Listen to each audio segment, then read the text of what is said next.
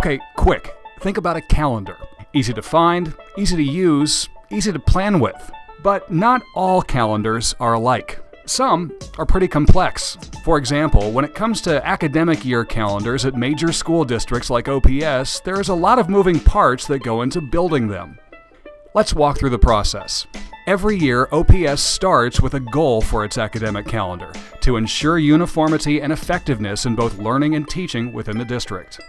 To accomplish that, we start with this essential ingredient, the number of student days.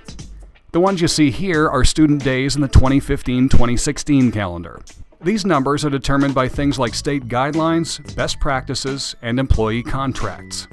We try to put in roughly the same number of student days in both first and second semesters. And by the way, the second semester typically ends up being longer than the first. More about that in a little bit. We also, like other districts, know that having winter break line up with a semester break is the best academic choice for our students. Those two items factor in heavily on why it is that school starts in mid-August and ends in late May. Next, we look to identify the quarters within each semester, again looking for a roughly equal number of days. While we do that, we try to line up non-student days with holidays when we can, otherwise we tie them into a weekend, like for example, the teacher workday on September 18th of the 2015-2016 calendar. In-school testing typically happens at the end of each quarter, so quarter breaks would typically occur right after that. Plus, since there are usually more testing days in the springtime, second semester has to be slightly longer than first semester. Finally, spring break is situated between winter break and summer break.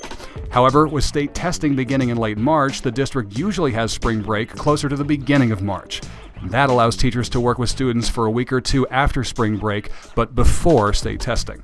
But there's more to the calendar than just parts and pieces. It takes a lot of people to put it all together. The group in charge is called the Calendar Committee, made up of OPS employees from various departments. The committee reaches out to stakeholders, including parents, for input. They typically start working on the calendar well ahead of its corresponding school year. For example, work will begin in March to begin creating the 2017-2018 calendar. When the committee's work is done, their proposed calendar is sent to the Board of Education for approval. Once final approval is given, the calendar is official, the next school year is set, and everyone can start planning their holiday vacations.